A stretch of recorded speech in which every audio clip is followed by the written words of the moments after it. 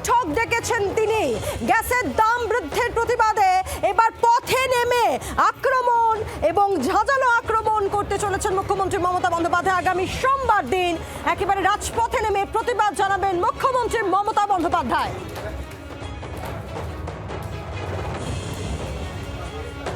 গ্যাসের দাম বৃদ্ধির প্রতিবাদ, আপনারা জানেন একদিকে গ্যাসের দাম বৃদ্ধি এবং একই সঙ্গে একটা শঙ্কা কাজ করছে যে আগামীতে গ্যাস পাওয়া যাবে কি, এই একটা আতঙ্ক, এবং এর জন্য কেন্দ্রের ঘোষণাকেই দায়ী করেছেন মুখ্যমন্ত্রী মমতা বন্দ্যোপাধ্যায়।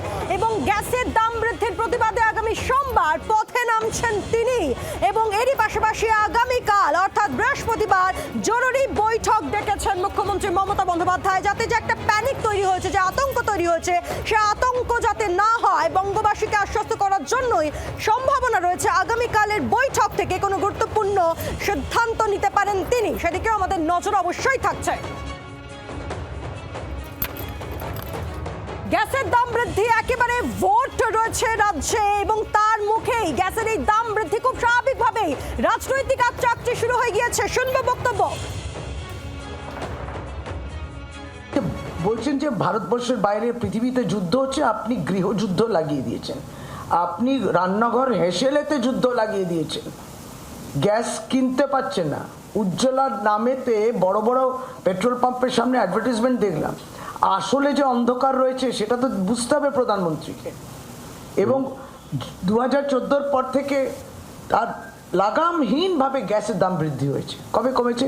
একসময় কত জন কয়েক টাকা দিয়ে কমিয়েছে, তখন বললো ইয়ে উপহার হ্যাঁ দেশ কি মহিলাও কে লিয়ে, তখনও 8 মার্চ ছিল বলে। এবার কিছু বললেন না কেন? পরিবর্তন যাত্রা আমরা মানুষের সঙ্গে সরাসরি কথা বলেছি। গ্যাসের দাম বৃদ্ধির পরেও আমাদের পরিবর্তন যাত্রা চলেছে। প্রায় 40,000-এর ওপর বিভিন্ন জেলায়, এক একটা জেলায় মানুষ আমাদের সঙ্গে সরাসরি কথা বলেছেন আমাদের প্রতিনিধিদের সঙ্গে। কোথাও কোনো ক্ষোভ বিক্ষোভ এই বিষয়ে আমরা আঁচ করিনি। সবাই বুঝেছেন যে বিদেশের যে পরিস্থিতি এবং তৈল উৎপাদনকারী দেশগুলোর যা পরিস্থিতি, সেখানের তুলনায় যে যত পরিমাণ গ্যাসের দাম বাড়া উচিত ছিল ততটা বাড়েনি। মোদি হ্যাঁ তো মুমকিন হ্যাঁ, এই স্লোগানে মানুষ বিশ্বাস করছে, এটা মোদির গ্যারান্টি।